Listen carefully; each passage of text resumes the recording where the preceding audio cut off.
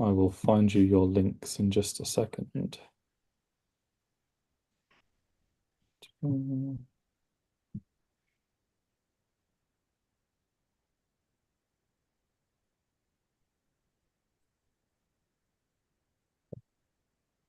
Right, so those of you that have come to the sessions before will know the drill. The first link is a fill-out form so I can see who is actually attending the sessions. And the second one is the Discord link for, well, the entirety of BGA. So if you have any big questions, then please drop them in the Discord so that people will, with the same questions, will be able to find the answers in the future. With that said, we should probably get recording. Right, that's if you two are okay to get started now. Cool. Yeah, I think we're all set. Right. So, hello everyone, and welcome to the 39th session of BGA24. This session is on EASEL and EnTAP, software for eukaryotic structural and functional genome annotation by Cynthia and Alex. Please take it away. Okay, so I feel like my Wi-Fi is acting up, but I need to share my screen. Oops.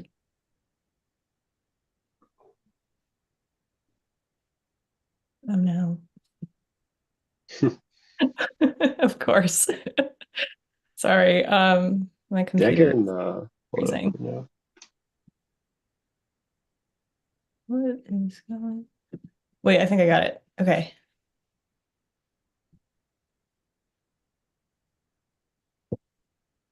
Almost.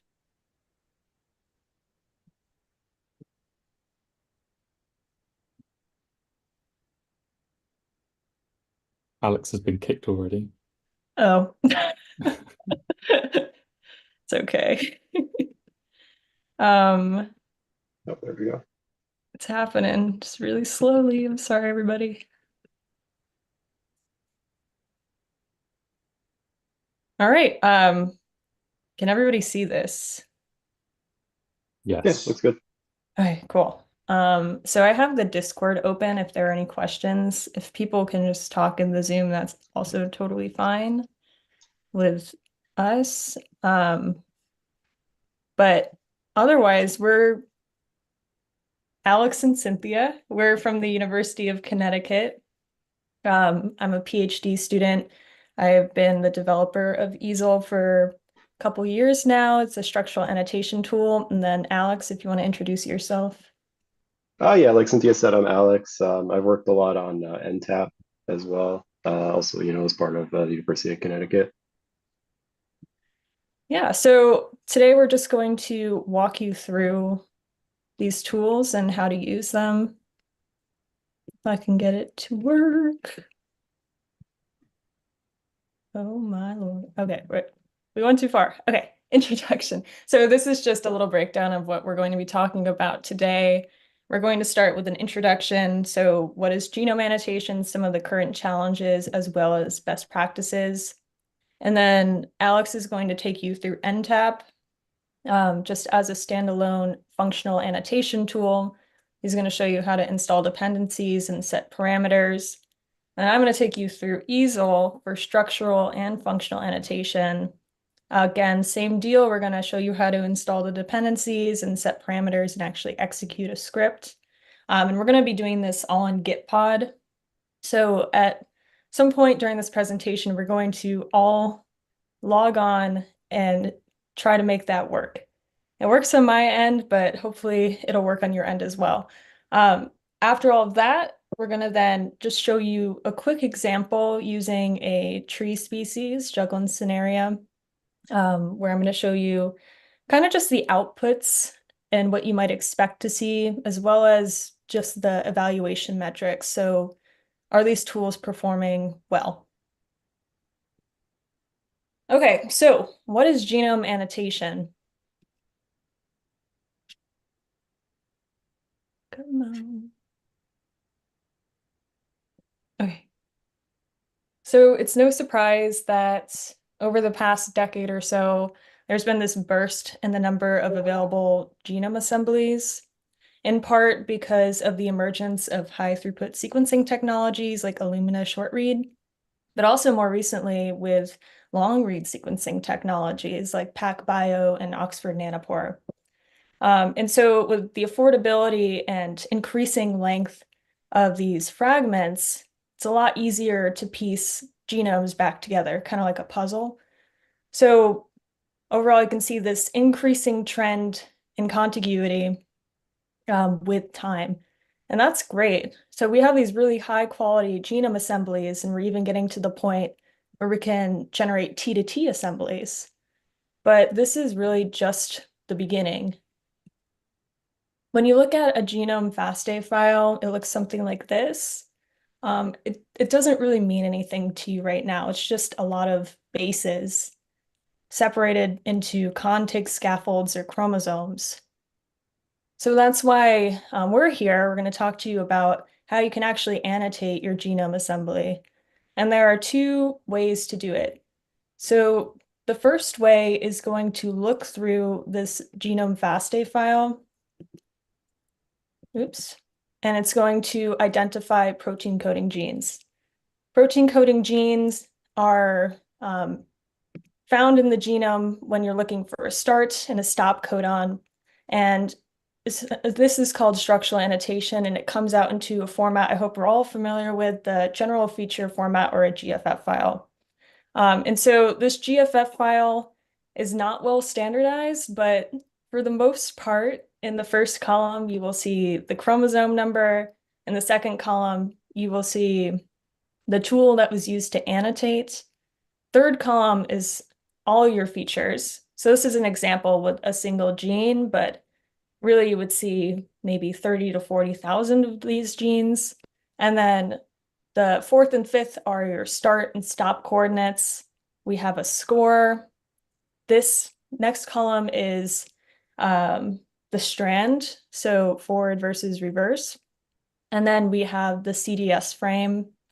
And the ninth column really depends on the tool, but usually just some kind of identifier, and there's an ID and a parent relationship, because for each gene, you will have one or many transcripts with associated intron, exons, and coding regions. And so the output of a structural annotation is typically protein sequences and nucleotide sequences. And you're able to actually grab these from the genome because, again, you know where all the coordinates are.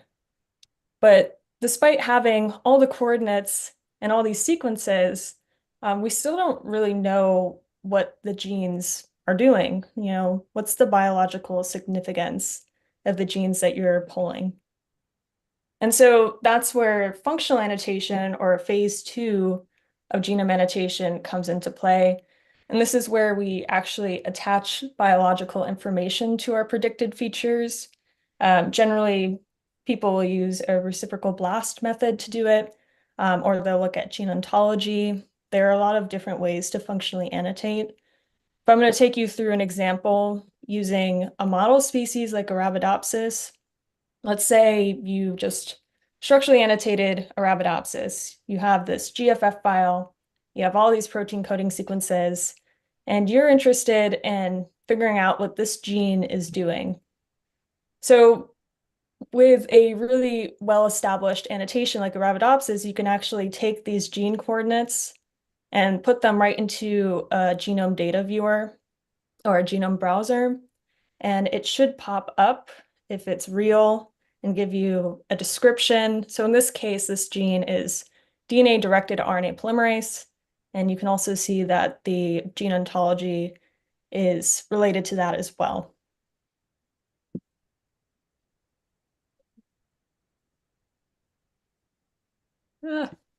Everything is not working. Okay, so what are some of the current challenges when we are trying to structurally annotate a genome assembly?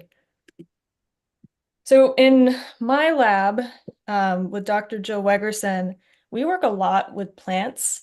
And if you work with plants, you might have learned they're pretty complex. They're often a little bit larger, maybe more instances of polyploidy. And so structural annotation became kind of problematic for us when we were working with existing tools because a lot of the existing pipelines were benchmarked on these really tiny genomes, like Arabidopsis. Arabidopsis is about 100 megabases, but we've been working with genomes that can be as large as 30 gigabases. So while we have potentially high quality genome assemblies, they often will lack a high quality annotation just strictly due to this, the way that the tools have been created. There's also no consensus on metrics. This has been getting a little bit better. For the longest time, people would use BUSCO completeness, which is great. It gives you an idea of if you're capturing all the single copy orthologs in your annotation. But while you can have, 99% completeness score, that's only a tiny subset. You might have hundreds of thousands of genes that shouldn't be there, and you wouldn't know because BUSCO can retract from issues of fragmentation. I'm going to talk more about some of the metrics that we are currently using today in the upcoming slides, but that has been something that has been improving. And then finally, if you are predicting hundreds of thousands of genes, like we sometimes do with our really large conifer genome assemblies, it takes a lot of post-processing and filtering after generating the structural annotation. And this can get a little tricky because you don't know what transcripts and genes you should be removing. But you do know that you shouldn't have 600,000 genes because, especially in eukaryotes, it's pretty well conserved despite massive genome size. All right, so coming back to this metrics problem, and how a lot of the assembled genomes lack high quality annotations. So when we develop structural annotation tools, or really any annotation tool, it's good to have a target or some kind of answer. And luckily for us, there are model species that exist. So knockouts were done, and people actually figured out where genes are in the genome for something like Arabidopsis. And doing that, if you were to use a tool that predicts the genes with the genome, you could compare your prediction back to the reference genome annotation. And in doing so, you could look at precision and sensitivity. And so it's classic for folks to use an F1 metric, which is just the harmonic mean of precision and sensitivity. And essentially, when you're comparing your prediction back to the reference, if it's a really good prediction, that F1 score is going to be really high across all of your gene features. If it's bad, you're doing a poor job at predicting genes, it's not going to look good. Unfortunately, a lot of us probably work with non-models. We don't have the answer. We can't compare our prediction back to something that we know is well established. And so with that, we have to start relying on other types of metrics to assess the quality of our annotation. So what are some of the benchmarking metrics and how do we evaluate the genome annotation? So I've already mentioned BUSCO score. This gives you an idea about the completeness of your annotation based off of a specific lineage.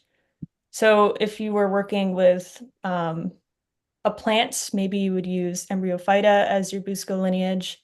If you're working with something that doesn't have a great lineage, maybe you use Eukaryota.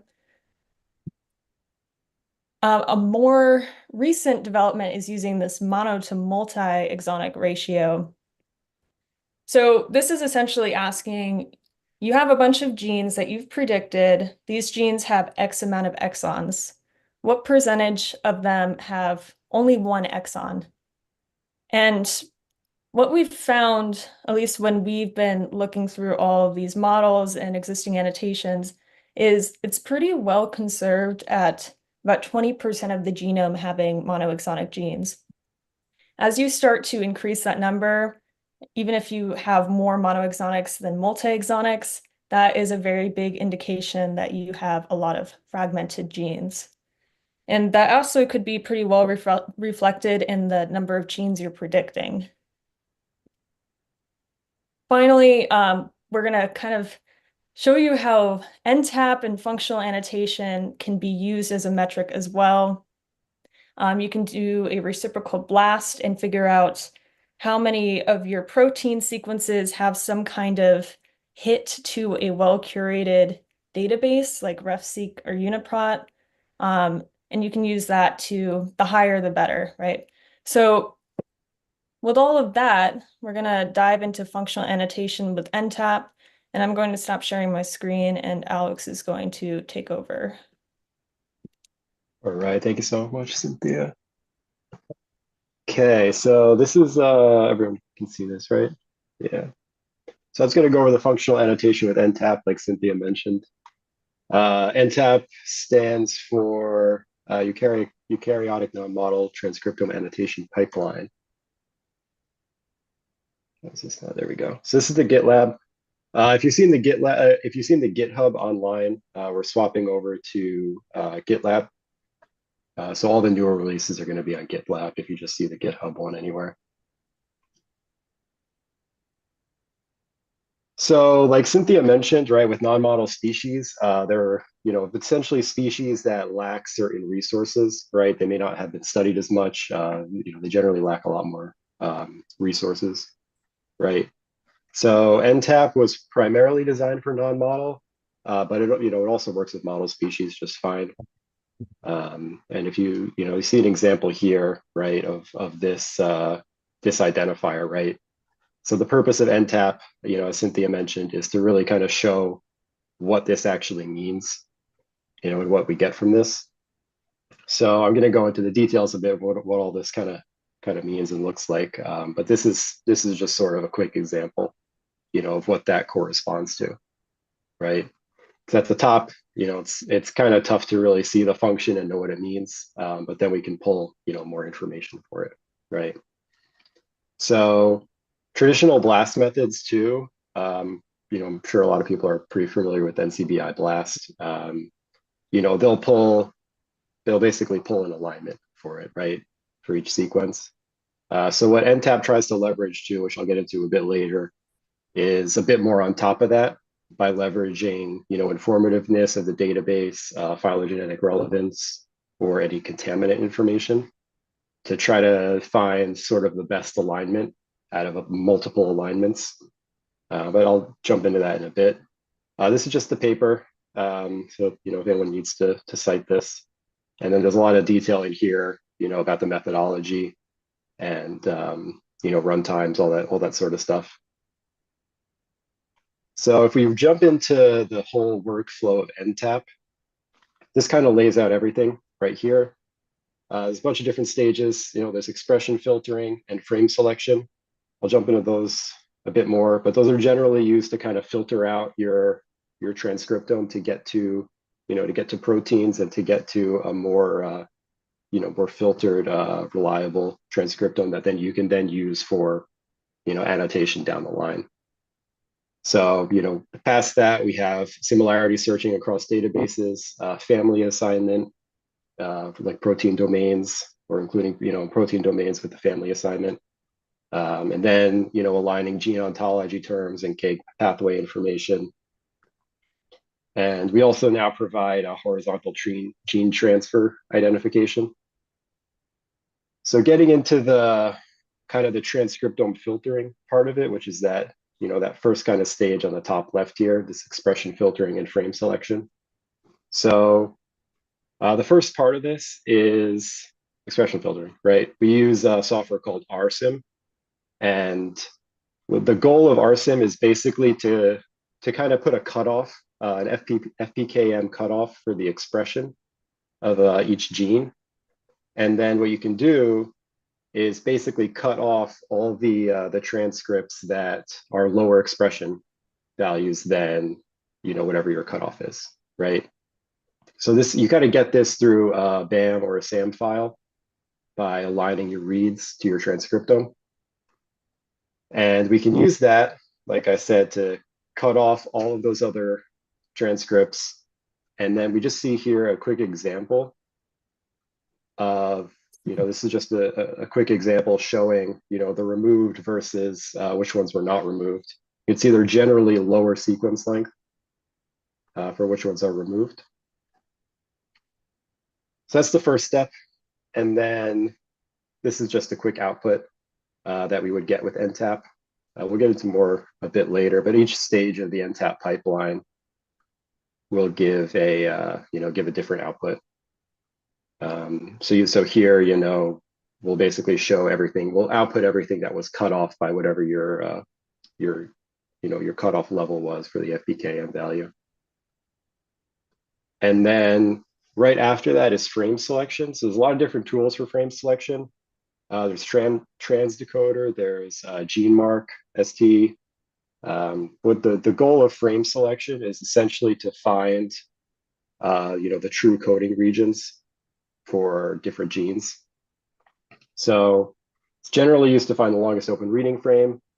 And the input here are your nucleotide bases, right? So then the output is going to be your protein sequences for the longest open reading frame. So EnTAP leverages this as well. And then you'll see, we'll get some that are removed from this process as well. So this is kind of all part of just the transcriptome filtering stage. We haven't gotten to the annotation yet.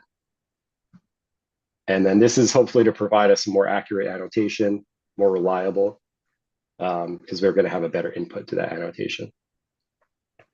So jumping into the functional annotation here.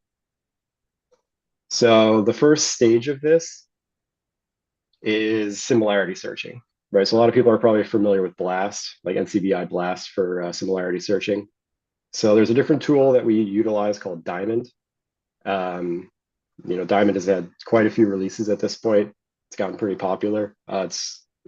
It boasts kind of BLAST-like accuracy, but way faster, right? So it's a really good tool. So we utilize that, and you can input a bunch of different databases for this. You have to configure them for Diamond, and then EnTAP will recognize and run everything.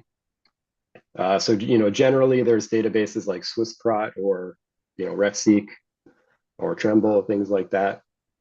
So EnTAP will work with any of these, as long as it's suggested with EnTAP to use NCBI or UniProt, because the species information can be recognized in the headers, and then it can leverage that for a best hit selection, which I'm going to jump into in a second here.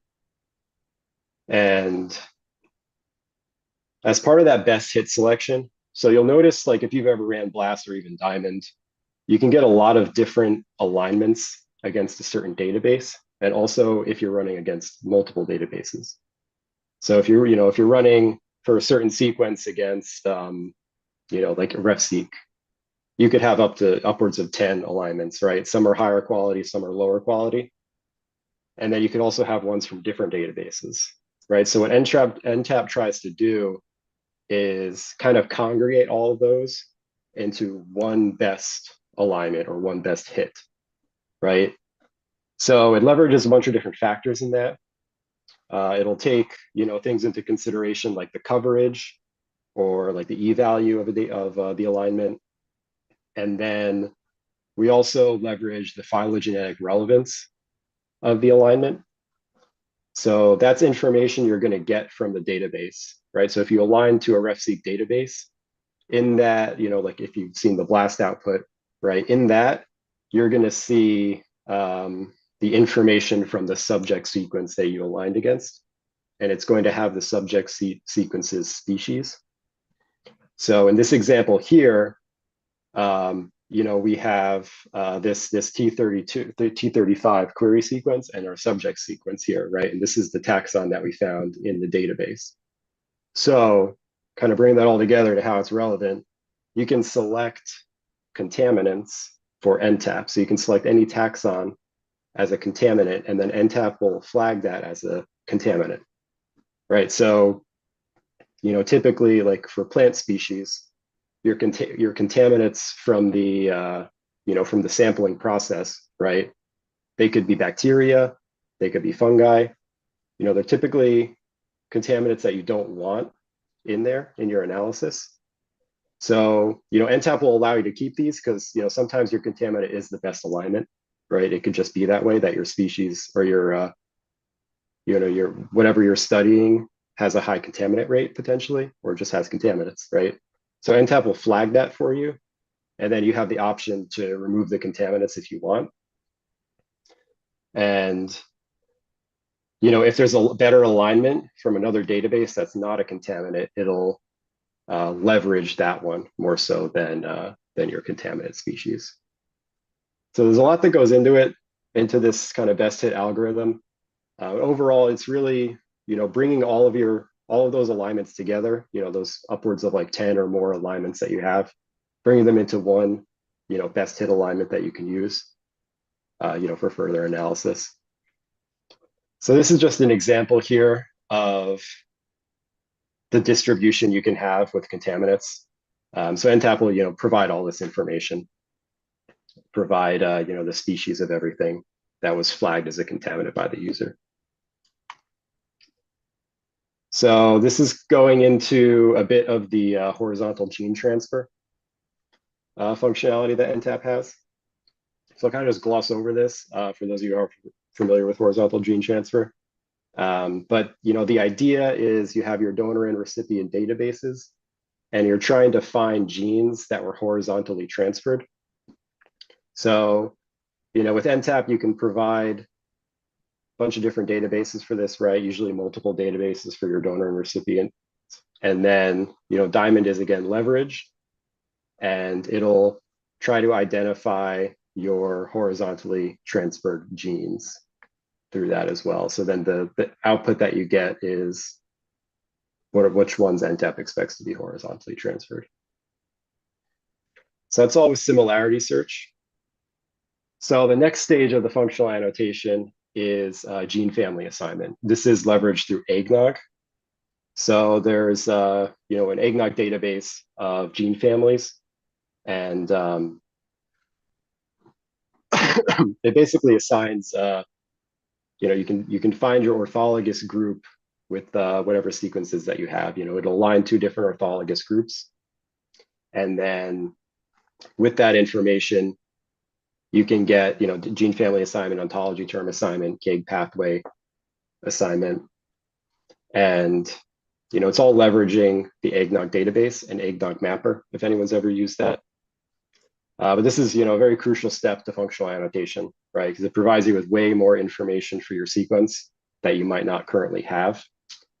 And gene ontology terms are also very important. These are like cellular processes, and you can kind of see some examples down here: cellular components, molecular functions, biological processes.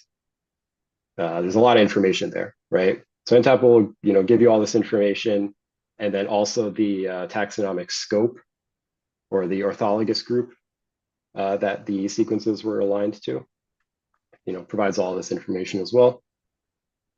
And then it'll combine, like I said, right? It'll combine everything to your, like a final summary file that, includes all of these stages, the filtering of the transcriptome, the similarity searching, the orthologous group, gene family assignment, combine all of this, and then just give you your output.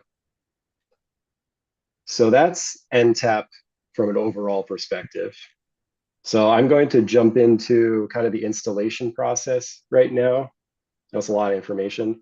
There's all of this information is on the Read the Docs page that we have linked on the GitLab too.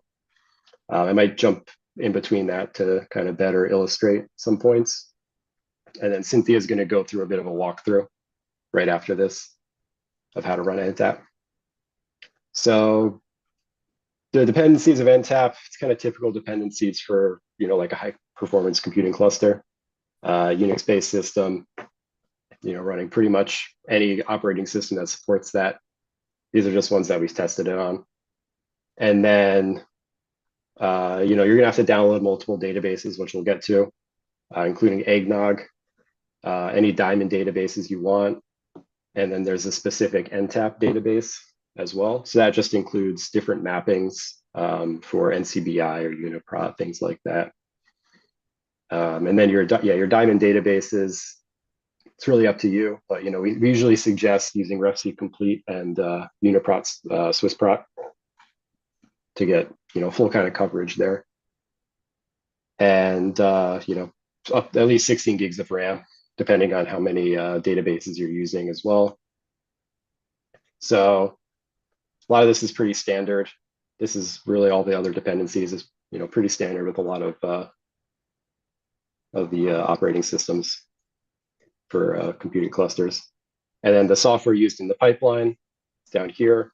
When you download the source code for EnTAP, it'll include RSIM, transdecoder, and diamond. If you download the source code directly, then you just compile those, and on the read the docs, it'll just say how to compile all these and kind of integrate it with EnTAP.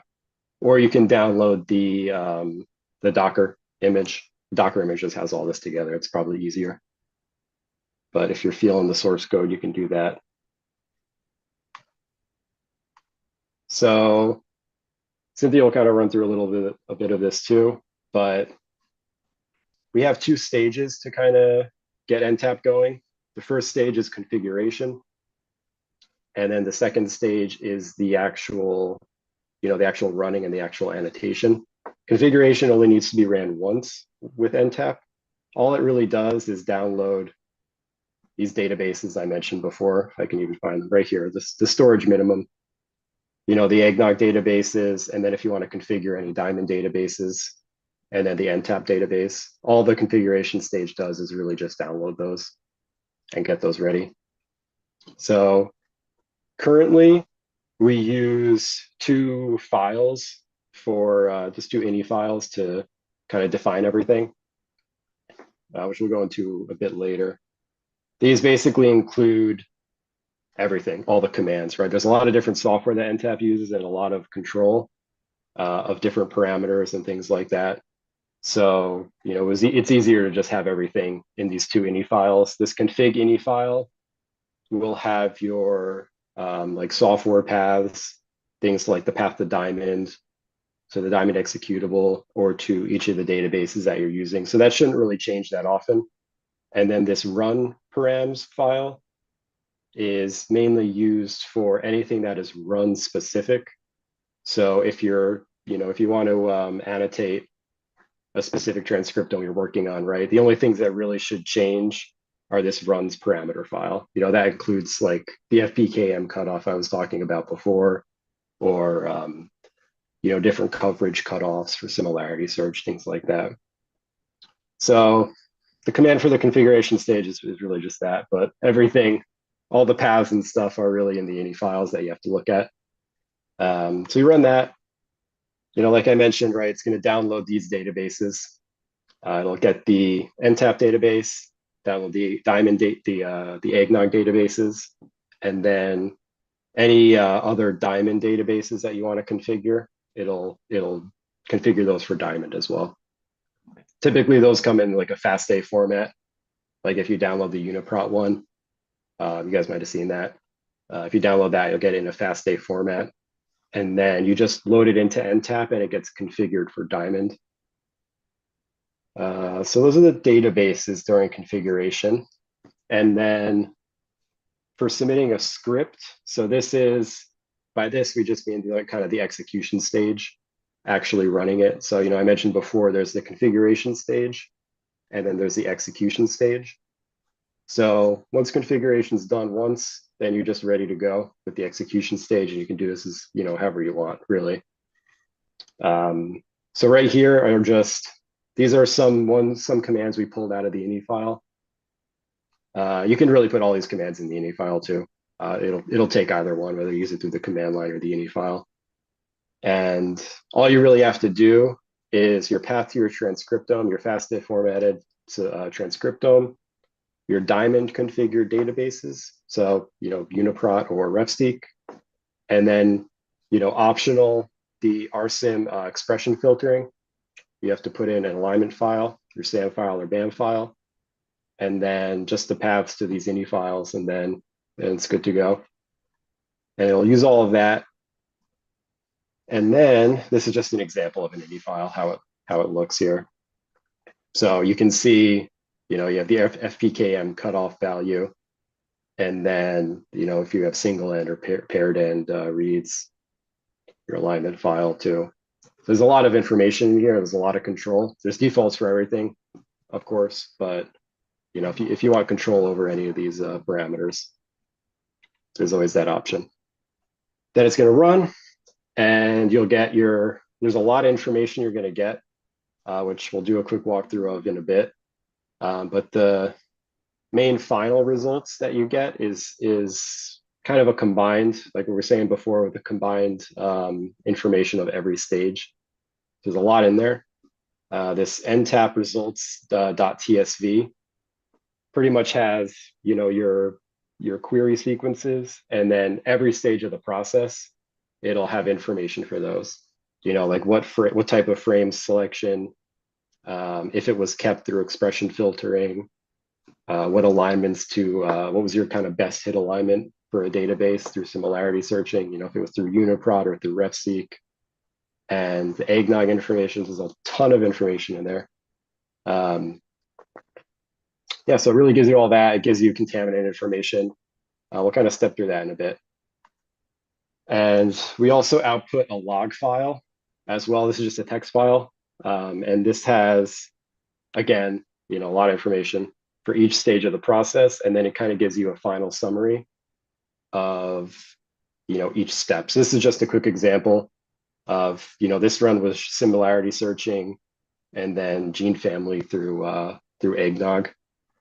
And, it gives you all the alignment information, what aligned, what didn't, what was flagged as a contaminant, what wasn't. So yeah, it's a lot of information. So here they didn't specify any contaminants.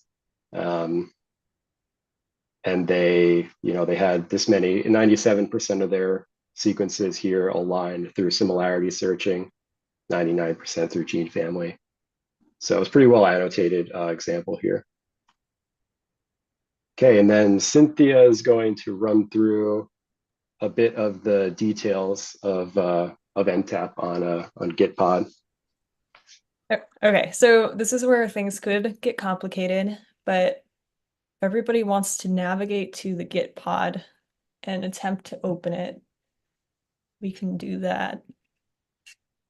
And if you just want to watch, that's also okay. I'm going to share my screen though, and just kind of go through it. I'm on the actual GitHub page now, but there should be a link on the main BGA Academy page. So just open it up. If you haven't done this yet, it's going to ask you to log in. You can use a GitHub account, maybe a GitLab account, but we're going to do the largest workspace possible. And while this is loading, assuming it's working, I'm actually going to pull the Discord channel over here. If anybody has any questions they want to ask, you can feel free to do that right now.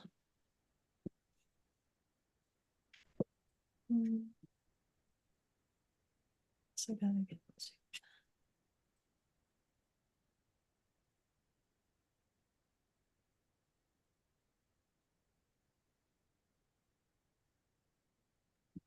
I just want to make sure in both cases for both pipelines, you do need the RNA-seq data in order to run. By RNA-seq data, do you mean like the transcriptome? Yeah, or the transcript on it. Yeah, so you would need nucleotide sequences or protein sequences. The difference is, like, if let's say you just de novo assembled something, or really you assembled anything, you could use a reference-based transcriptome assembly. If you have just like a FASTA file and you don't know where any of the coding regions are, like you didn't run transdecoder, you could just provide that and it'll do that all for you. Or you can start way later where you already did all that, you have protein sequences, and then you can functionally annotate those. But in both instances, like you would need to provide some sort of FASTA file with RNA based transcript prediction, stuff like that. Okay.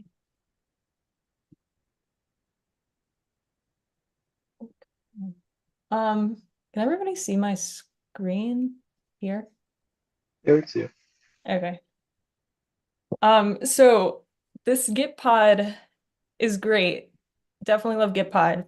But our tools are huge because, as Alex was saying, databases can be like 20 gigs and plus, and I think the max storage for this was 50, but it's okay. We have a workaround. We're going to epically fail at running a script, and then I'm going to show you a success directory. Okay, so no big databases had to be downloaded during this. I ran it all separately and pulled it on. I will say some files exceeded GitHub's allowance of 100 megs, so what would be a file is an empty file or it doesn't exist anymore. It's okay. I'm just going to quickly show you how to do what Alex just described. So,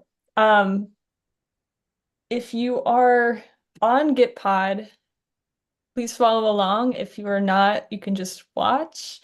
I have this set up in the VS Code style. So yes, I have a terminal. I can navigate through it, but you can also kind of go over here and click and stare if you would prefer to do that.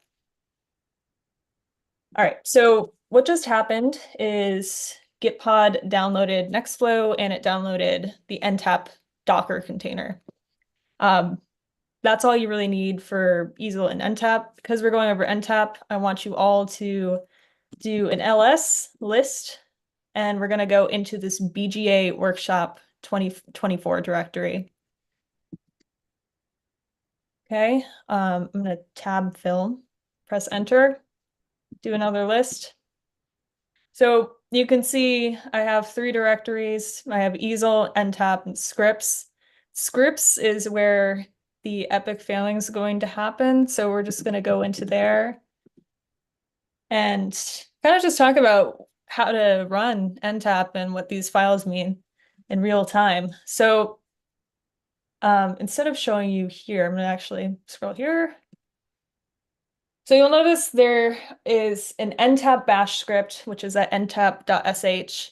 And then there's that configuration file, that ini, and then there's also that run params file. So if you click or you do a less, you can do whatever you prefer to view. I'm gonna X out of that. You can kind of see what's going on. Okay, so the configuration file is really supposed to be specific to your cluster or wherever your working environment is. We don't intend for this to change much. In fact, this is why we separated them. If you've run EnTAP in the past, they used to all be combined. But it was kind of painful figuring out where all the software was, at least for us. So that's why they're split up now. And you can see where the database path goes for EnTAP, as well as all of the RSEM executable paths, transdecoder, and the eggnog diamond database, as well as just the databases directory. So this is downloaded, and I believe this is downloaded when you do that configuration flag that Alex showed you. Okay. I don't know why. How will this go away? Okay. And then you also have the option to run interproscan. We don't do it in this example, but just note that if you're interested in doing that, that EnTAP does support it. But main takeaway here, you can install all of these tools with the source code if you really want to, but there is a Docker container. So let me just show you quickly the documentation. This is our read the docs. If you navigate to the GitLab page or the GitHub page, I think I accidentally put QR codes for both. This will bring you here and you can kind of figure out what we're talking about with these ini files a little bit better in greater detail, as well as just the configuration steps necessary to make everything work. But in terms of installing EnTAP, if you wanted to do the Docker file, it's as simple as just pulling, like we did for Gitpod. You could also do Singularity, The difference being between Docker and Singularity, if you're working like locally on your own computer, if you have like a Windows or a Mac, do Docker. It doesn't really support Singularity well. That's more for Linux-based operating systems. Like if you're working on a big cluster, then you probably don't have sudo access. Docker requires sudo access, so just things to consider before you start downloading containers. So let's go back to our Git pod page.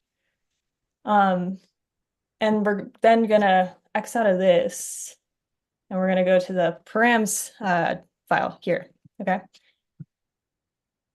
So the EnTAP run params is going to include all of your parameters. Whether or not you want to change them or not is completely up to you. So as Alex was saying, there are already defaults put in place. For example, this FPKM equals 0.5, that's a default. You can change it if you want to, but you do not have to. In fact, you might not even run expression filtering. It's okay. It'll skip over this whole step based off of how you, whether you get protein nucleotide sequences, and if you invoke protein mode or nucleotide mode, or run P versus run N.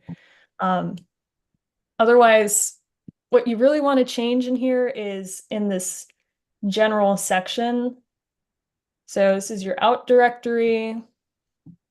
We've added an option to resume.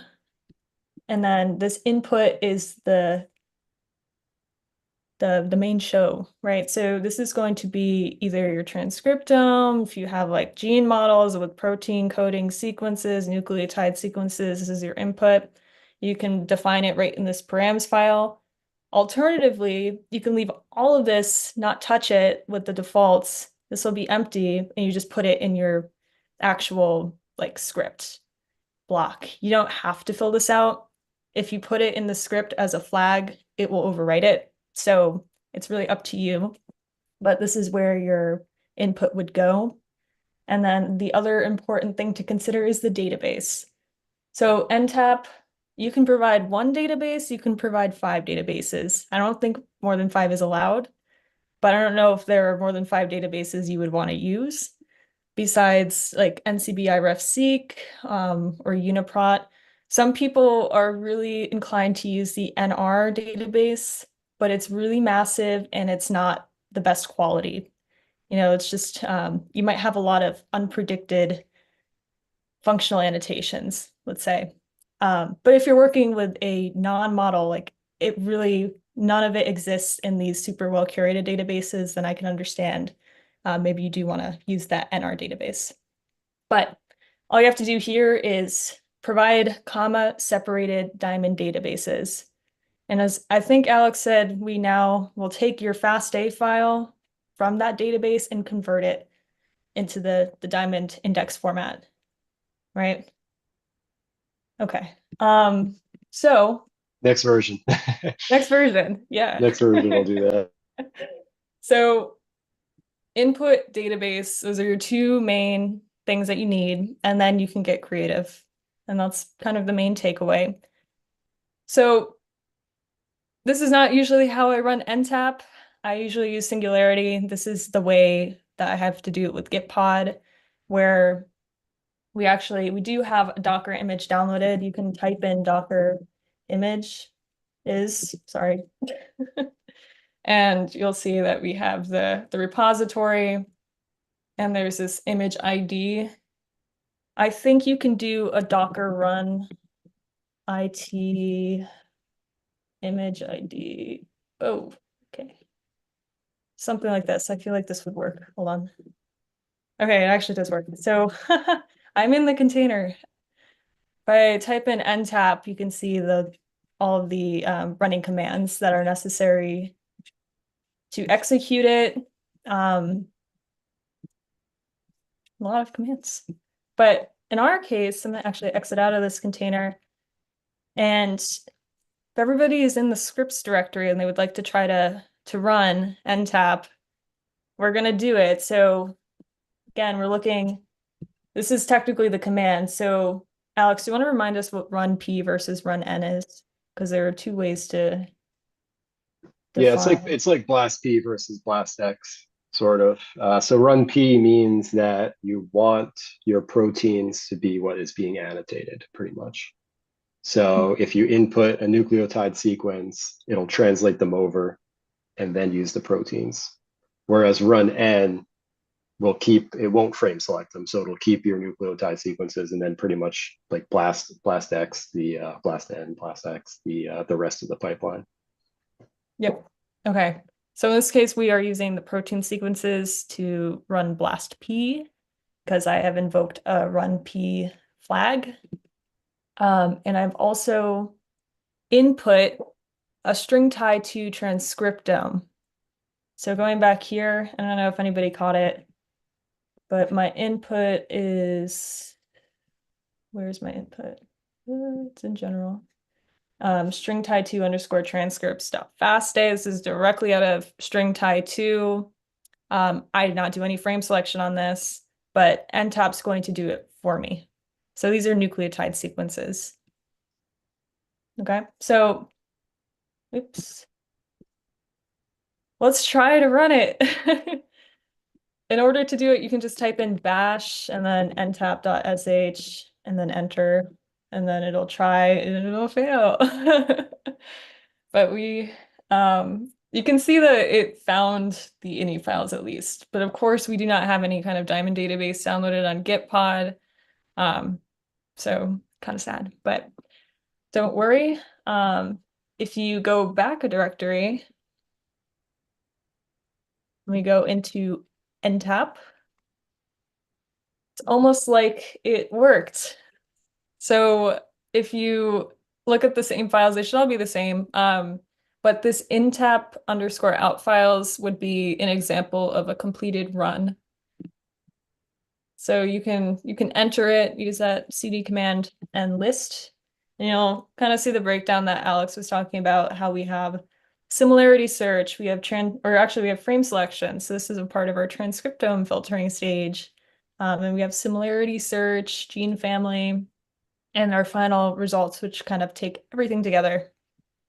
And again, as you're going through all of this, it's pretty much just the output of all of the tools, and then we kind of break it down in the final directory by what is and isn't an open reading frame or contains a complete open reading frame transcoder, what is and isn't a contaminant, if you provide that flag, as well as the different diamond similarity search hits versus eggnog hits.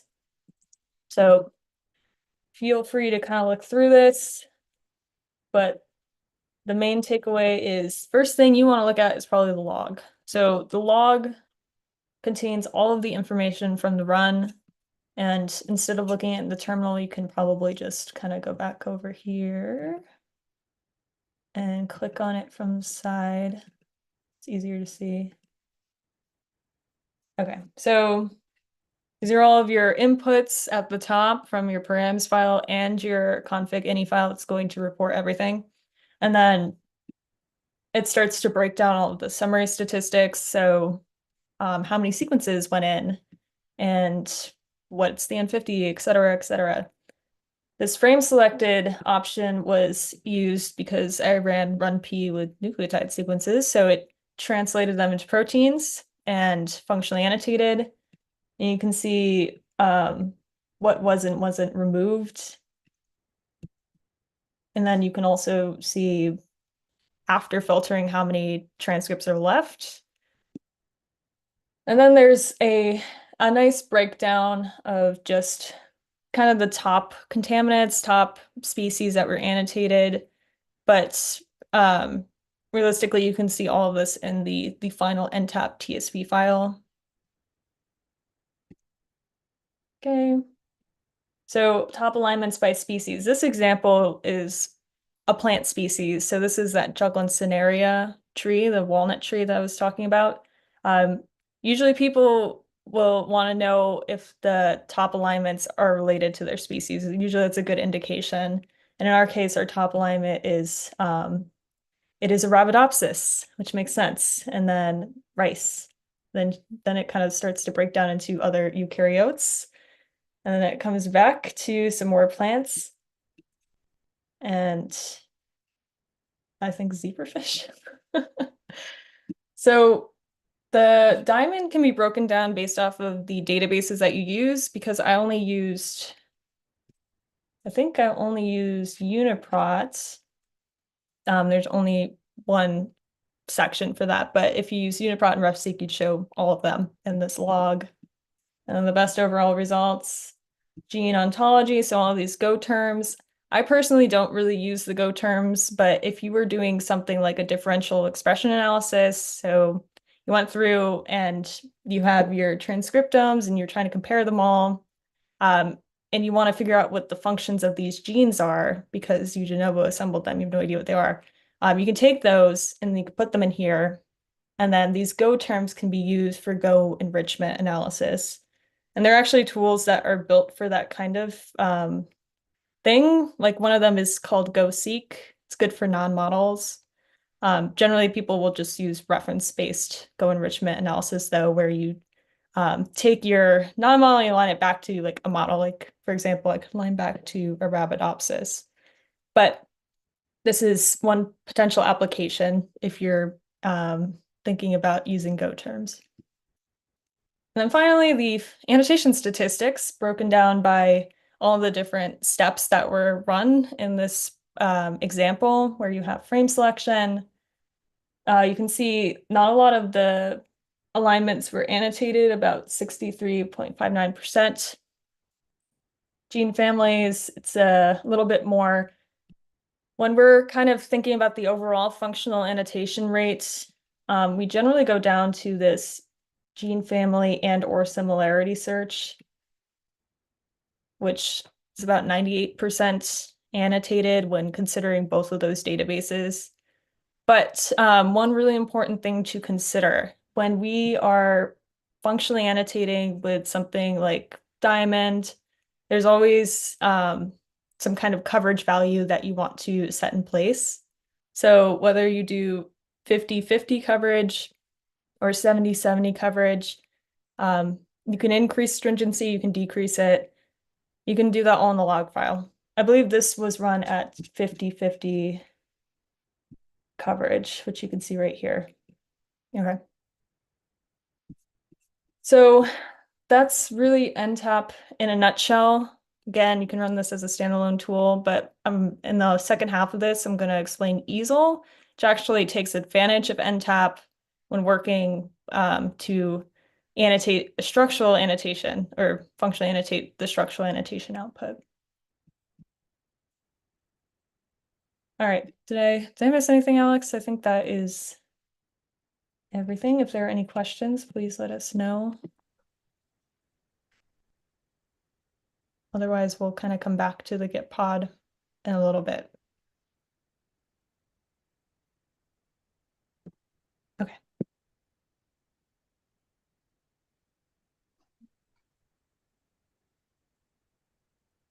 So I'm going to reshare my screen. That over there. Oh, sorry, forgot. Alex did all this, so we're going to move forward here.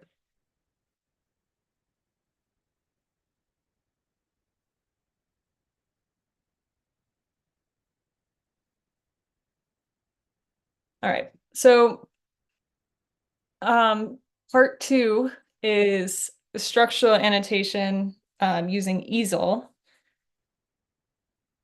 And I'm just going to give a very brief overview of how EASEL works. So this is also hosted on GitLab in the Plant Genomics Lab group. You can QR code it or you can Google it, but if you Google it, make sure you put annotation after it, or you're just gonna get a bunch of easels for art. So keep that in mind. This is the main workflow of the EASEL annotation pipeline. Since last year, it's kind of evolved. There are a lot more features to make it more user-friendly. And also, if you have high ambitions of using long reads, I finally incorporated that because I know that was something that people really wanted to use. But instead of going through all of this here, let's just do the general breakdown. First part is just evidence generation, so RNA and protein evidence. Second part is making predictions on where your genes are with a tool called Augustus. This third stage is something more novel to the genome annotation world, and that is feature filtering. So trying to drop predicted transcripts that don't seem like they should be there, like trash transcripts. And then the final step is evaluation, using all these metrics that we've been talking so much about. Okay, so when running EASEL, there are essentially 3 required path inputs. The first is RNA evidence. The second is protein evidence. I put OrthoDB, but really you can just find proteins from a closely related or related species of interest, and then a soft mass genome. And with all of this combined, you can start to make predictions, essentially. And I'll talk more about what RNA evidence can look like, but for now, we'll consider them as short RNA reads. So you have your short RNA reads and your soft mass genome. What you're going to do, what EASEL's going to do is just cut these for you, so trim adapters, and then align them to your genome. And this is pretty typical. We use a tool called HiSat2 to produce these BAM files. And then these BAM files are then assembled into transcriptomes with 2 tools, SciClass and the StringTie2. And we use this dual resolution approach because we find that bringing in more transcripts will allow us to keep the sensitivity high before we try to filter anything out. Okay, so we have our 2 reference-based transcriptomes, and then we're going to do this frame selection step, again using transdecoder, similar to EnTAP, and eggnog protein homology. And then this is our gene model. So the gene model is all of the complete open reading frames, the longest complete open reading frames, kind of clustered by transcript into one representative. So we're trying to reduce redundancy and have complete transcripts so that when we train Augustus, we have a better chance of finding the correct genes. All right, so this gene model and our genome goes into this machine learning tool, which leverages a generalized hidden Markov model. So from each model or gene model, we only need a tiny subset to test and train. And Augustus, essentially what it's doing is it's just looking across this subset and starting to generate probabilities about where the gene should be based off of what you have provided it. And then it takes the genome after, and it then looks through to figure out where those genes and transcripts should be, or the highest probability. And we can provide hints to Augustus to also predict alternative transcripts.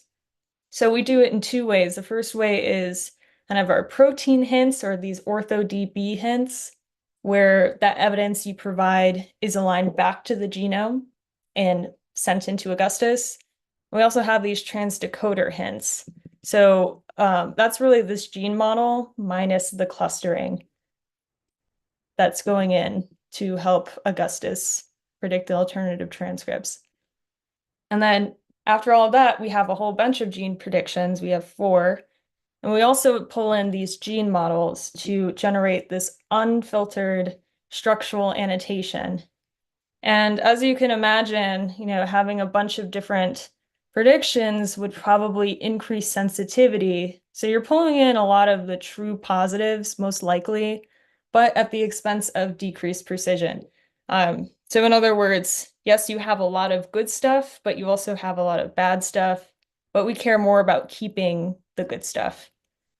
So if we really want to keep the good stuff and throw out all that trash, we came up with this method of leveraging a random forest algorithm where you take that unfiltered structural annotation, and we have a model training set. So model training set can be plant specific, invertebrate specific, or vertebrate specific, and you just provide it in. And these have already been developed through multiple model species and hopefully reflect what the transcripts would look like, which we have features such as supports. So based off of all of these predictions, how many transcripts are from here, how many are from here, how many are from here, was one transcript predicted by all of these, stuff like that. So we also have number of exons, expression levels, because again, we provide this RNA evidence at the very beginning. We can actually take that and use it here by normalizing with TPM and taking a log2. You can look at the OrthoDB alignment, look at eggnog and CDS repeat content, and then a bunch of other statistics like molecular weight and length at both the CDS and transcript level. And then we can look at GC content ratios. Free energy value gives us an understanding of how the protein is being folded. And then this Kozak consensus sequence is kind of a more recent development where we know where a start site is. We can find the ATG. What are the bases surrounding it? Typically in this +4 position, there's usually a guanine. And the -3, there's some kind of purine. So if we leverage that understanding, we can make better guesses about whether a transcript is real or not. And then ATG counts is just counting the number of instances of a start codon in the sequence itself. Okay, so features and input, what are we actually looking for? So in the first random forest algorithm, we're doing a classifier, which is going to output a binary prediction. In this case, we are trying to identify whether or not our transcript has a true start site. In the second instance, we are looking at a random forest regressor, which will output something continuous, so something from 0 to 100. And here we're looking to kind of establish how accurate our prediction is with that F1 metric being a way of defining that. So what does this look like as an output? For the classifier, it's going to show you a list of all of the transcripts that are in your structural annotation, and then the prediction based off of this training set. So you can see that 2 of the transcripts did not have a true start site. So the pipeline's just going to remove these. Likewise, when we're predicting that F1, we have a cutoff, which can be adjusted by the user. Generally, we set it to 80 by default, and anything less than 80 is removed. So the idea is as we remove things based off of a well-curated training set, our filtered annotation should maintain its sensitivity and increase precision. Okay, so now quickly, when EASEL was developed, we knew that a lot of the time you had to go out of your way and start like running all these different metrics to see the quality of your annotation. We packaged this all into it so you don't have to do that. So coming back to that F1 metric for model organisms, this is the golden standard for figuring out if your annotation is high quality, and we've supplied you with this option. You can provide a reference genome annotation to the pipeline, and it will predict an F1 for you. However, it's really only recommended for models. Of course, if you wanted to see how your annotation was doing based off of a different annotation, you could also leverage it for that reason. But just something to keep in mind if you ever decide to do some benchmarking, I guess. Otherwise, we have our structural annotation BUSCO score. We have a mono to multi ratio, and then of course, EASEL packages EnTAP into the pipeline. So after your structural annotation, we have a functional annotation, which can provide you with this reciprocal blast rate. Now, these ideal ranges can vary. For example, maybe you don't have the best representation in the BUSCO lineage. That's certainly been kind of the case for more gymnosperms or conifers. but the reciprocal blast as well. So if you're trying to functionally annotate with a database that might not be reflective of your species, it's a super non-model, maybe the score won't be as high. That's okay. But just ideally, for most of these, the higher the better. And for mono to multi, the lower the better. So I just want to take you through a quick example before we kind of demo how to run EASEL using a complex invertebrate. So this is the cicada genome. This guy was 6 gigs and really, really repetitive. In our eyes, that kind of means it's on the more complex side, has a lot of transposable elements and other repeats. And finding the genes in that case might be a little bit more challenging. But we did a little bit of benchmarking where you can kind of look at the different metrics that I explained. So just to quickly explain these, so StringTie2 is a part of the EASEL pipeline. It's actually just aligning the RNA into transcriptomes. So completely based off of RNA evidence alone, which is also completely dependent on what's actively being expressed. So I would never just rely on a transcriptome if I didn't have to, because you might be missing out on all the genes because it just might not be expressed in the libraries that you're using. Elixir is really cool. It's up and coming. It is only based off of it's kind of like an ab initio predictor. So you just provide the genome assembly. You don't need any evidence. And they do this, they do kind of the same deep learning that we do, where they take that and make predictions, but there are no alternative transcripts. And they have training sets, invertebrate, vertebrate, plants, I believe. And Breaker 3 was also part of this workshop. Breaker 3 has been pretty amazing for the less complex species, but it is very similar to EASEL in that it will take RNA expression data and protein sequences and start to make predictions. But this is kind of where you can see how post-filtering is becoming more necessary, because even the EASEL unfiltered versus the filtered, you can see how things just don't look that great. And this mono to multi-exonic ratio on the x-axis, we don't really want this to be above 1 ever. That would be crazy. Again, it's probably indicating a lot of fragmentation, which I told you could also be correlated with the number of genes, which it is. So for this really large insect with high repetitive content, you can see that these RNA-based structural annotation tools are really over predicting the number of genes. So EASEL was predicting 140,000, Breaker was 135, and then the transcriptome was probably under predicting at 13,000. In Elixir, it's actually pretty good. It's about 27,000. So that's where the filtering comes in. You can see after random forest, this dropped down to 22,785, and honestly a perfect mono to multi. It's about 0.2. Busco score, you can also see again how issues of fragmentation are not obvious when looking at Busco, because we know that that EASEL unfiltered Busco score is really high, but we have 140,000 genes, which is ridiculous. But you can also see where sometimes mono to multi ratio might look good, but Busco completeness doesn't. So this is kind of why you need to take into account all the different metrics when choosing the best genome annotation.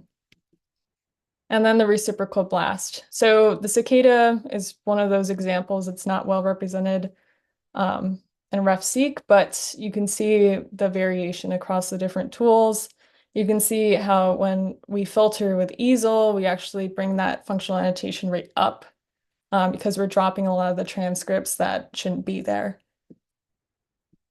Okay, so that was a lot. I don't know if anybody has any questions. I haven't been keeping track. I have one, if that's all right. Yeah, go ahead. Have you had a look at OMA as something to go alongside Busco potentially? Yeah, I've heard of that tool. I think I have heard of that tool. We're still developing it to potentially include more, but I haven't recently considered incorporating it. Um, but it's something to consider if I'm thinking about the tool you're thinking of. There's a session for it on the YouTube if you need it.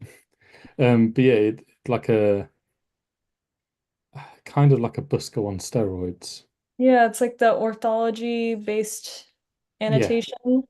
Yeah. yeah.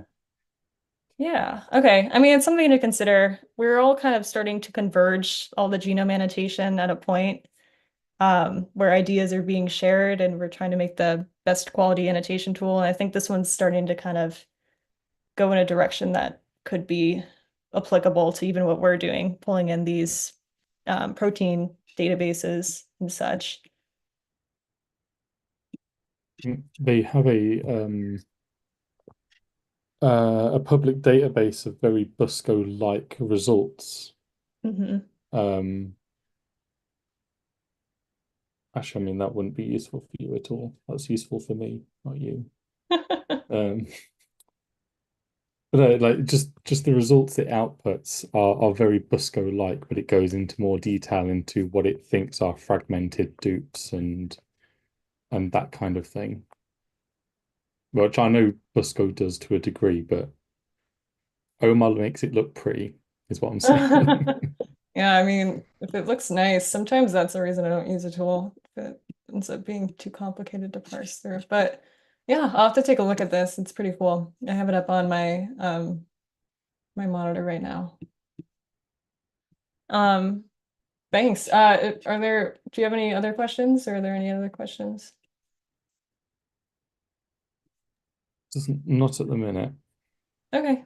So I think we're just gonna finish this off and run through how to set up EASEL, and I'll show you a quick example, and we will be done. Okay, You so had a question just pop in. oh, yep. Uh, fungi? Oh, sorry, no. Fungi, sorry. I think there is a annotation tool that can handle that though, Funnotate. Yeah, we cut it off at that point for eukaryotes, but maybe in the future. Okay. I will say, like I haven't tried to annotate fungi, but I've added the option to create your own training set. So I mentioned that we have like this clade specific thing over here like this. But there's also now a user option where you can run the entire EASEL pipeline and specify a reference genome annotation. And you would obviously want to run that specific reference through the entire pipeline too. And it will come out with the features and also the answers, which is how you build this training set. It can find the answers because you're providing the ground truth, ideally. You're gonna use a reference that has been well established, something like Arabidopsis or mouse or zebrafish, all of those. Um, but yeah, okay. So how do we run EASEL? We're going to start by how to install dependencies. Installing dependencies is fairly easy. I hope everybody's heard of Nextflow. It's really great workflow language. If you're ever developing a tool or if you are trying to run a pipeline, I would check NF Core because they have a ton to choose from. And it's also very easy to install on any operating system, and it heavily relies on either like Conda, Singularity, or Docker images, so it's very reproducible as well. So Nextflow is cool because you input data and then it's able to mass parallelize into different channels, and these channels can then be put through different processes. So you can kind of think of a process as a script EASEL is technically a pipeline. I'm really just combining a bunch of existing tools together, and the novelty of it kind of comes with the feature filtering, but realistically, it is a pipeline that each process could be, HiSat2 alignment or string tie to transcriptome assembly or Psi-class transcriptome assembly. So Nextflow is great, again, because it can just split everything, and it can look something like this. It's very crazy. It can become really large. We have all these different processes. All of the inputs might just kind of fan out into the processes at each time, and it's very efficient. If you work on a cluster like I do, let's say you have Slurm, then you can visualize this like mass parallelization in the out file, where we can also see the breakdown of channels. So Nextflow outlog has this 1 of 1 or 1 of number, and this is just the number of channels going into this process. This is an example from an earlier version, but each of these is just kind of a script, essentially. Then multiple channels. So if you have, let's say this is running FastP, I have 7 RNA libraries going in. It's running all 7 at the same time. And then everything can also run in parallel, the processes. So really great. Everything is dependent on a previous run most of the time. Sometimes it's not. It's kind of like a Gantt chart. All right, so this is the output. You can set a queue size if you don't want to run a ton of different jobs at the same time, which I might recommend to be nice to your coworkers if you share a cluster. But the option exists if you want to mass parallelize the whole pipeline. So when you install the dependencies, you just need Nextflow. You can download this with the Conda or Singularity or as a module file, and you need Java. Otherwise, you just need a containerization tool. So I don't support Conda. I actually heard that Conda is making people pay a lot of money, even though they shouldn't have to. I could be wrong about that, but Conda is not supported by EASEL because some of the processes just don't support it. And it's easier just to leverage Docker or Singularity. So as long as you have either of those tools, should be good, are required, which most Linux systems already have. And again, containers, EASEL only relies on containers. So how do you set parameters? Important thing to mention is when you are going to run EASEL, you need to have a softmasked genome. Softmasked genome just means that you're finding these repetitive elements, and instead of an uppercase, you have a lowercase. And you can use repeat modeler or repeat masker. Most of the time, people already have done this. They have their repeat annotation.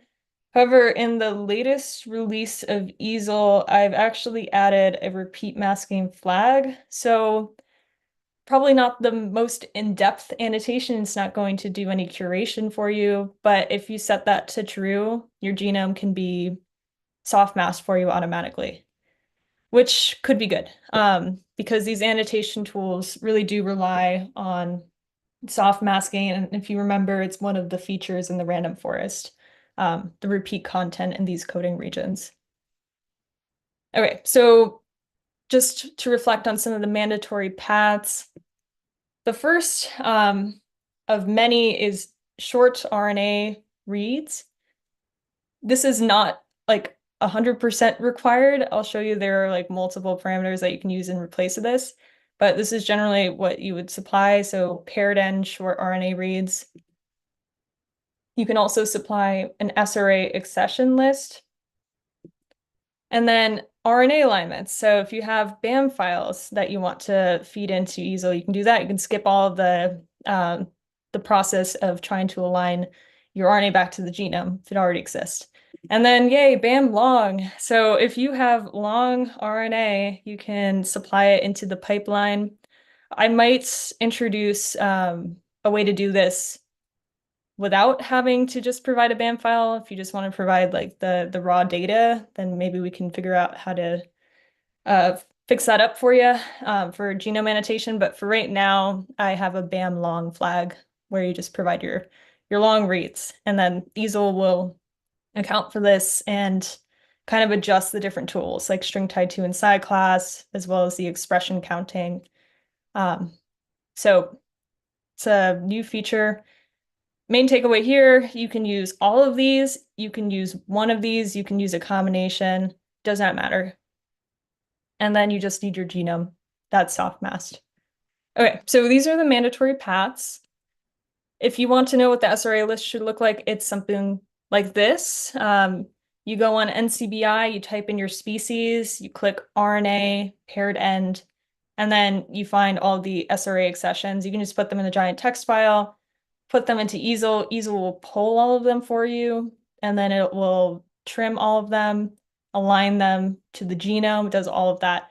And it gives you a nice breakdown of the statistics for all the libraries. So if you pulled in 60, which you technically don't need to do, you could pull in like 6, you can pull in 1. It'll let you know if it thinks it's high or low quality based off of some of the existing flags, like mapping rate, total number of reads, mean read length, etc. And this is just how that looks. So again, this is an NCBI example. You can go to a different repository, but this is your SRA accession, params.sra. There you go, just that one in a text file, and it should pull it for you. Mandatory values, we have 3. There used to be more, but I've realized that they might not be as mandatory as they should be. They're now more recommended. So the 3 are Busco lineage. This is what's going to be used for the metrics component. So generating that Busco score. We have order. Order is going to pull from the OrthoDB database, and it's going to be what is aligned to the genome assembly to generate hints and to act as a feature in the random forest model. And then this training set, which is that training set for the random forest model. Again, I mentioned we have plant, invertebrate, vertebrate, and now this user option if you desire to do that. But okay, so these 2 here, Busco lineage and order, how do you actually find the correct values for your species? Right now, it's a little janky, but I have a text file that you can navigate to on the GitLab, and you can just search through and pick one that's on the list and just copy it in. Same with order. So this left column here is where you can pick from. These are just like the bigger groupings. But here we have the brassicales example, like I showed with Arabidopsis. You would just copy those and paste them in. And then if you wanted to submit the script, you have 2 options. This is kind of the classic way of submitting a script, where you have all the flags in the file or the actual bash script. But kind of learned to love this YAML file, which is pretty standard for Nextflow. Essentially, all you need to do is put all of the different parameters you're interested in, followed by a colon, and then the path. And it makes it really easy because you can have a bunch of different YAMLs prepared. And if you want to annotate a lot of species at the same time, you can just kind of loop through them, and the script itself it's a lot shorter, essentially. So params file is your params file. So this is an example of a bash script, something that I would submit on my cluster at the University of Connecticut. We have Nextflow module as a module file. Again, you could download it as a Conda environment or a container. And then all you have to do is run from our GitLab page, which is Plant Genomics Lab EASEL. You'll notice that there's not a lot of resources allocated here in this main bash script. And that's because I'm using an institution profile. So an institution profile is something that your institution develops, and essentially it's like a breakdown of all of the parameters they're defaulted to. So in our case, we have a lot of memory and CPU to work with. So this is all predefined. If your institution does not have something like this, it's okay. Nextflow will just be run in local mode. And so local mode will actually make use of whatever resources you allocate.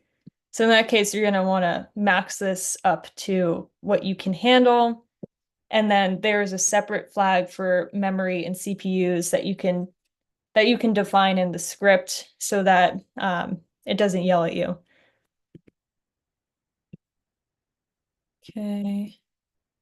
All right, so we have about 30 minutes left. Now I'm just going to show you how EASEL works, and we're going to head back to that Git pod.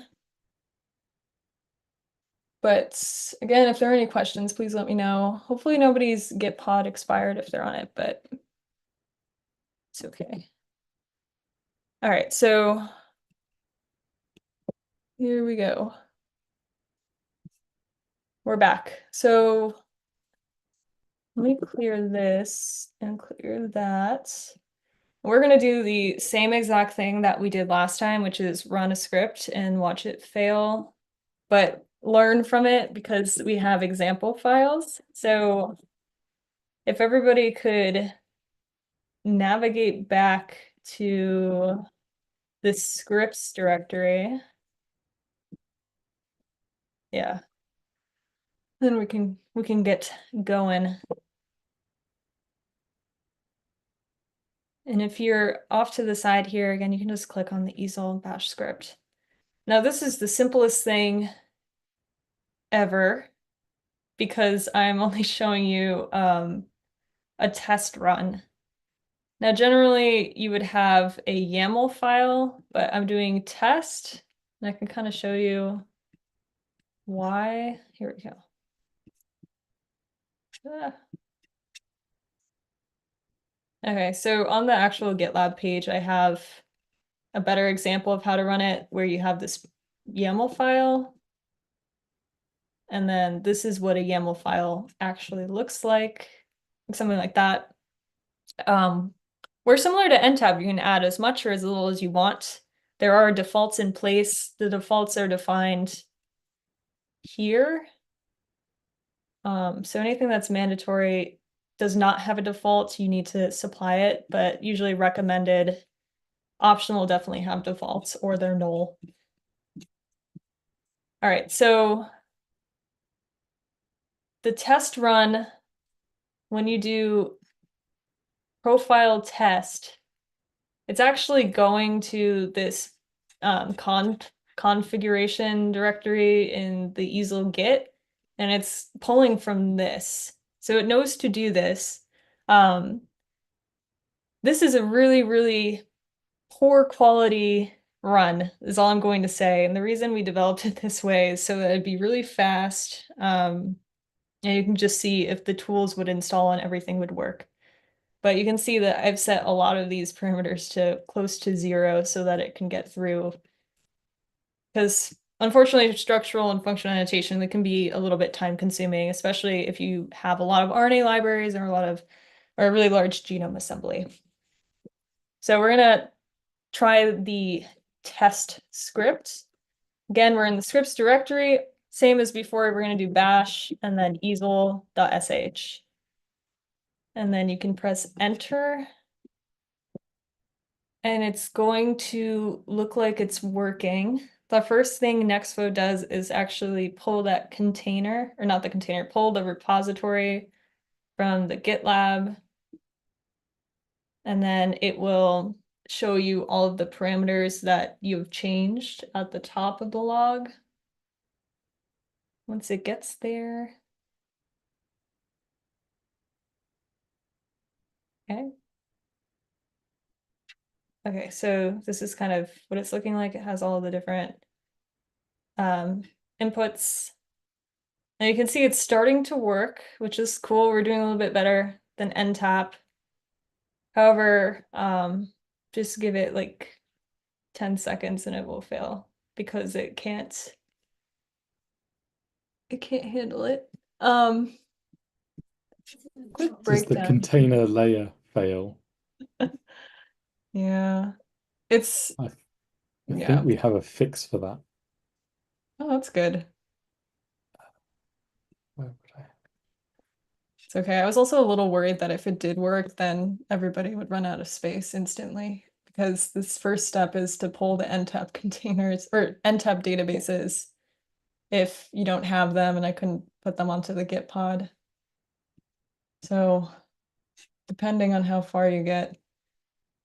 While that's running or not running, I'm just going to show an output of what the EASEL directory structure is, which you can kind of see off to the left side here. The first thing it does, so in this example, the input for RNA is user reads, right? So someone already pulled their sRA sessions, and then they just have the paired end reads on the cluster or in a directory, you put a path to that. First thing EASEL does is it does that quality control step where it will trim the reads and output like this JSON file or HTML. So this is just a fast P output. If you're interested in looking at the HTML, you can kind of pull it locally and then open it up on your computer. But this is where we start to get that breakdown of total reads and mean read length, GC content, etc. before and after filtering. Oh, mine failed. Yep. Okay, same issue.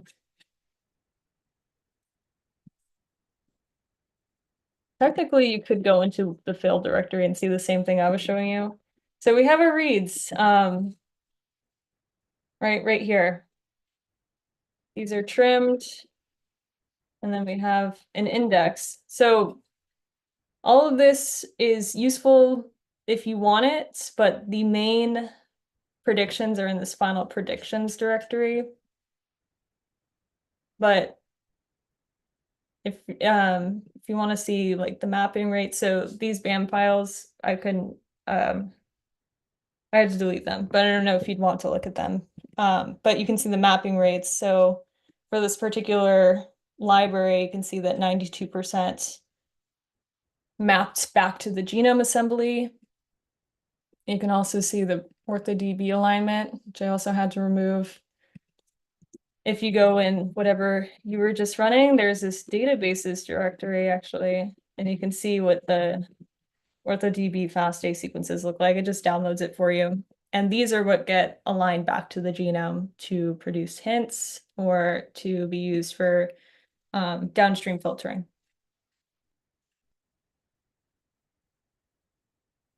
Assembly, so like I said, we run sciclass and stringtide2. These are two transcriptome, reference-based transcriptome assembly tools. The output is the same. Both of these tools have a voting system. So I only supplied one RNA library. If you supplied like at least two, what it does is it will try to merge them together into a single representation, which is like the sciclass, which it won't let me. Oh, I don't know if I want to open it. I regret it. Oh, okay. Just sciclass, you can see all the transcripts and exons being predicted, as well as the string tied to like that. And then, like I was saying before, we have that model. So the models in these directories are anything that is complete and clustered. And this is what goes directly into Augustus for gene prediction. The actual sciclass structural annotation, so this isn't any clustering, including is this sciclass GFF and the string type 2 GFF3 file. This actually gets merged back into the unfiltered prediction to kind of add to the support or increase our sensitivity before filtering. These are our hints. The hints are used again for Augustus training. We have protein hints, which may or may not open. Hints are similar structure to a GFF file in that it's 9 columns, but the 9th column has different information about how Augustus should interpret it, because when it's using hints, it actually has to leverage a configuration file with kind of different probabilities of what you would want from exons, introns, coding regions, etc. And so that's all kind of defined in this fourth column. Okay. And then let's see, we have predictions. So these are the actual Augustus predictions split out. So we have our OrthoDB psi class. Again, thinking back to the PowerPoint, how I showed 4 separate predictions. These are what those look like. These are all combined into the final predictions, which I don't think we'll be able to see because I zipped them, but you can do a zcat command if you would like. Oh gosh. It's not letting me type. Okay, okay. Oops.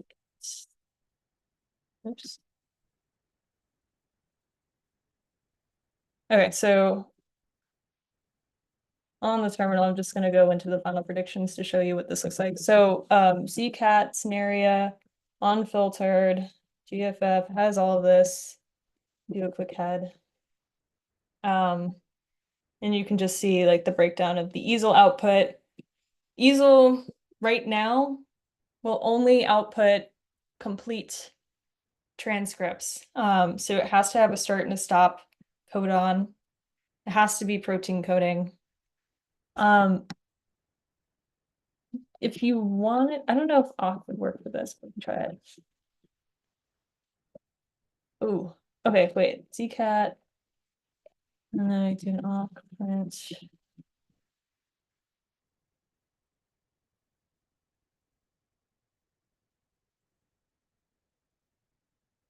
Cool, that worked. Okay. So you can kind of see the breakdown of the number of genes and transcripts and how start and stop codons match the number of transcripts because again, they should all have a start and stop codon. And just the ratio. So we have a lot of predicted transcripts. And ideally, when we start filtering with like the random forest model, we can bring this down. And so going back off to the left here, in this 07 filtering directory, you can take a look at the feature tracking file. It's probably massive, but this is just the breakdown. So these are all of the 73,934 transcripts, right? And then these are all of the different features. There's a value for everything. This goes into the random forest along with the training set.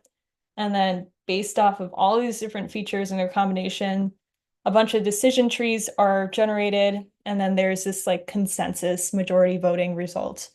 And the majority voting result is output into either a classifier type style, where 1 is yes, it likely has a start site, or 0 is likely doesn't have a true start site. And then the regressor, where these probably would be removed because they're under 80, but you can adjust the threshold. This one looks like a really high quality transcript, for example.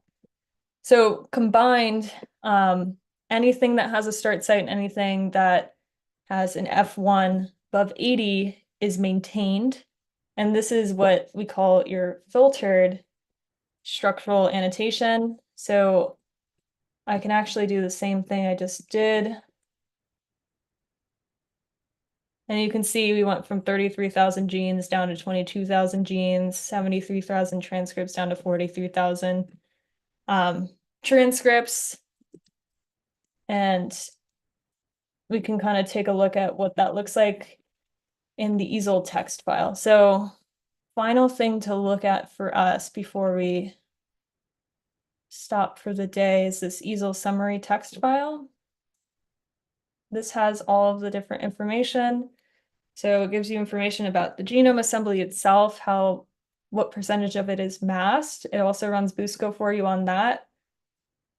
It has the RNA information. I only use one RNA library. We don't recommend to use just one. You should use more than one if you can, just to diversify tissue types and also increase the amount of coverage that you have across the genome for making high quality predictions in your gene model itself. And then we have these alignment rates. So this is the HiSet2BAM file. It will also tell you, so like I said, there are kind of these cutoffs in the pipeline designed to benefit you. One of them being mapping rate. So, oh gosh, that was a bad one to choose. Okay, so one of them being mapping rate, where by default, if it's not 85% masked or mapped, then EASEL will drop it. Of course, like I kind of have these little descriptions on why you should or shouldn't change this. This is one you probably would want to change because maybe you have a lot of reads in your RNA library. Maybe they're just some contaminants and they're not mapping, and that's okay. Maybe you're working with RNA libraries that are a little bit more diverged from your species, but it's all you have to work with and you don't want to drop them. Then yeah, you can definitely bring this value down. Same with total reads. Generally 15 million is standard. You want to have a good enough coverage for transcripts to actually be predicted by string tie and psi class. But again, if you're dropping libraries that you don't want to drop because EASEL thinks it should, you can lower this. Same with mean length. This kind of comes down to the short read technology. I think it can range between like 50, 300 base pairs. For our example, it was at, let's see, 99, so like 100 after fast P. Okay, and then EASEL will also give you outputs for your transcriptomes. Sometimes transcriptome assemblies are really high quality on their own. You know, maybe you have a lot of really great RNA evidence, and it's predicting the majority of the genes and transcripts, and you can tell from a BUSCO score. In this case, we're not predicting everything. I only have one library. We're not even reaching 90% complete. But with what we do have, it seems decently high quality just from these metrics. Like it's a expected number of genes. It's not ridiculously high. We also have really good mono to multi-exonic rates. And then finally, so after this is our actual final prediction output. So we have the unfiltered, which I just showed you here. These are the total number of genes. Transcripts, our EnTAP alignment rate. So EnTAP is kind of coming back into play here, where we have our functional annotation, giving us information about the quality of the structural annotation. We have a mono to multi-exonic ratio of about 3.9, which is approaching a little bit higher than we would want. And BUSCO completeness, that's relatively high for like one RNA library. Now, this could be okay, but you can see that after filtering, we're kind of doing a little bit better. Maybe we drop BUSCO score in this instance, but this is just one example with limited information. I've providing more RNA libraries have recovered or have dropped less because again, the feature matrix has more to work off of. But generally speaking, our EnTAP alignment rate went way up because a lot of the transcripts that were removed were not functionally annotated, likely monoexonic because we can see that the ratio is going down. It's more towards the level we would expect it to be. And then the BUSCO completeness, it went down a little bit. And if you're interested, we also have the longest isoform as an output. The reason that this is useful is because typically if you do like some kind of comparative analysis, let's say you wanted to run OrthoFinder, best to use a single representation for your gene. So because there are a bunch of alternative transcripts, you want to pick the canonical transcript. Typically, it's the longest. It's not always. This might be reflected in the BUSCO score. It might not be. But it should still have high quality metrics, which it does. So the EnTAP alignment and the mono to multi-exonic ratio are somewhat maintained. And you can see like the duplication rate drop down to what is more expected. So this is 7.4 of the genome assembly, which is about 8.7. Otherwise, besides all of that, if you want to look at the EnTAP functional annotation, that's all right here in this O8 directory. And you can see exactly what we were looking at before, this breakdown of the files. And then if you really want to look at the structural annotation with the functional information, you can go back to your final predictions. And then you'll notice something called functional. So this has appended any kind of, it's like an NCBI style way of appending the information, where it'll give you the gene, gene ID, as well as the product. And I put a note in there so you can have the eggnog information as well. And I'll do this for all the mRNA and genes and everything that NCBI might want. I don't know if NCBI accepts this kind of functional annotation anymore or not, or if that's changing. But I believe that is everything that you can look at apart from any maybe metrics, but yeah, I think that's it. And of course, there's this pipeline info, which populates with all of the different processes and how long they take and runtimes, etc. With that, I think we are just about done. We have 7 minutes left, but I guess we'll leave those for questions and potentially break early. Cool. No, it's a fantastic talk. I think you kind of already alluded to it. So I'm very new to any kind of annotation whatsoever. I build pipelines for assembly and data gen and whatnot. So it is a valid thing to take, say we have sequenced a new B, we can then use the RNA library of a closely related species, ideally, and then run it through the pipeline, and that would give a reasonable predicted annotation. Yep, yep. You can definitely do that. That's partly why those like thresholds are in place. So if a lot of it is mapping back to the genome, even if it is a little bit more diverged, then it probably is enough to produce a decent structural annotation. Of course, it's better to use a species that is your own, but totally fine to use a close relative. Okay, cool. Thank you. Yeah, and the same goes for picking protein sequences. So I talk a lot about this order. I can quickly show you just what that looks like and like how you can think about it.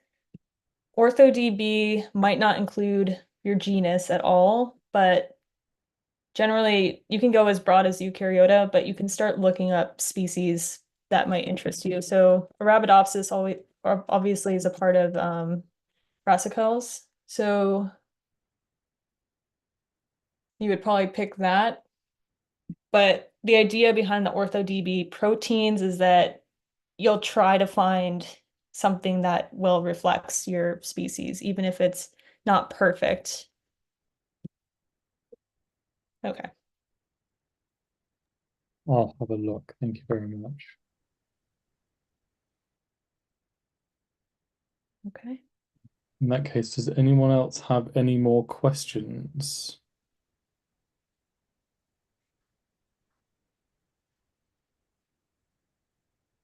I think you're off the hook there. Nice. Right. Right. In that case, thank you everyone for attending. Thank the both of you for giving up your time to run the session. It's been very informative. And thank you for closing BGA. Thanks for having us. Yeah, thank you. See you all later.